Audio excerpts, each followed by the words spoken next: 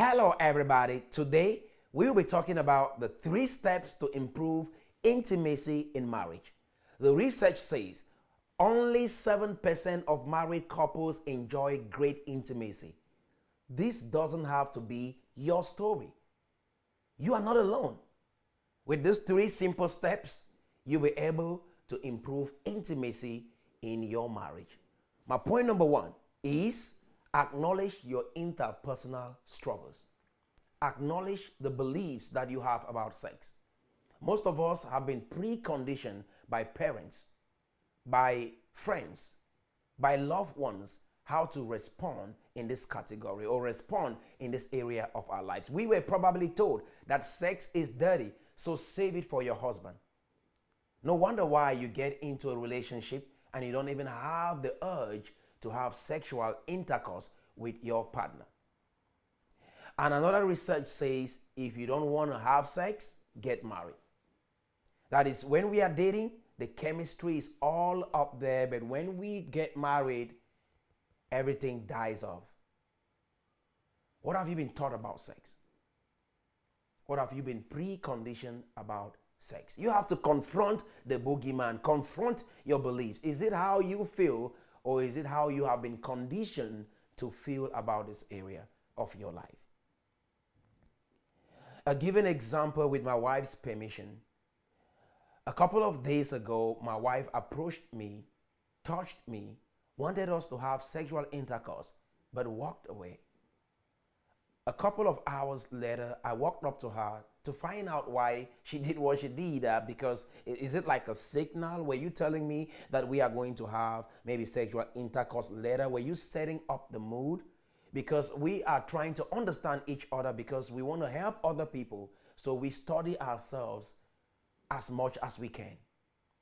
She said, actually, I wanted to have sexual intercourse, but I had read something which said, just set the mood, don't do anything, and save it for later. But at that moment, I really felt like having sex. But why didn't you do it?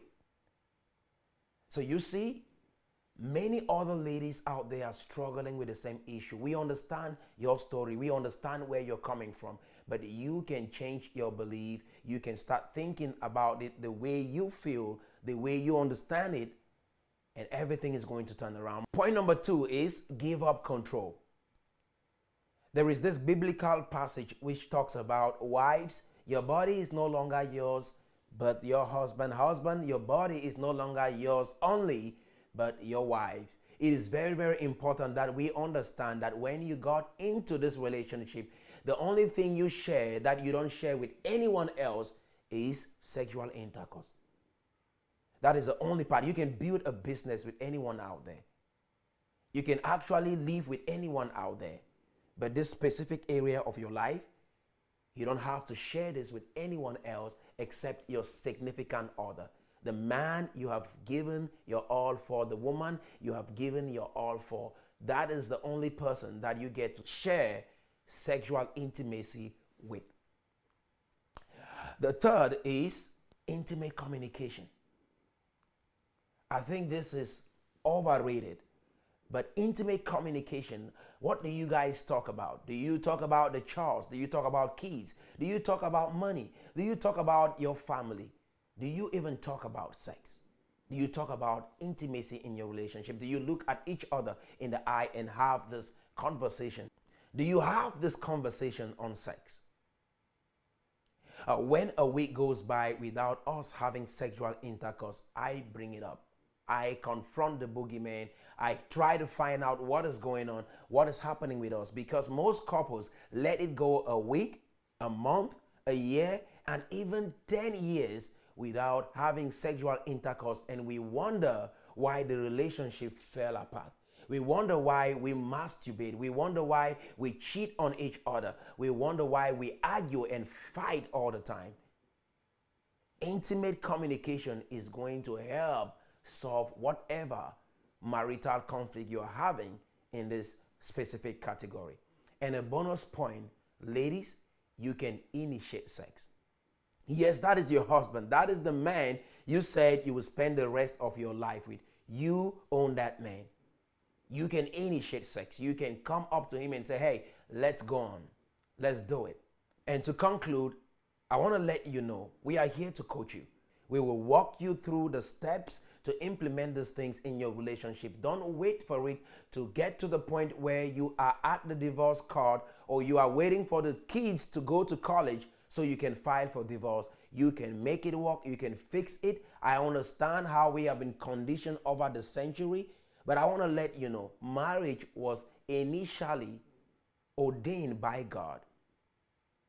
And there was always a vision for that marriage.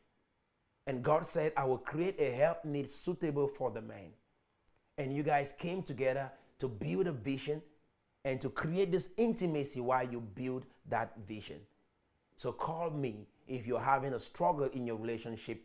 We are going to walk you through. We have been helping numerous couples to navigate struggles in their relationship, and we have had exceptional results. Please call me. We will help you. We will come alongside you and help you go through whatever struggles you are going through in your relationship.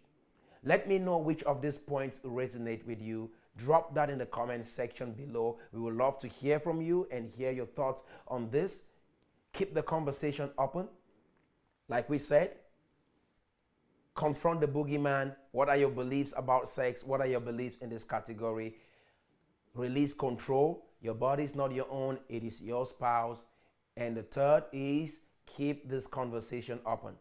Initiate intimate conversation to keep the fire burning in your relationship. Until next time, remain blessed.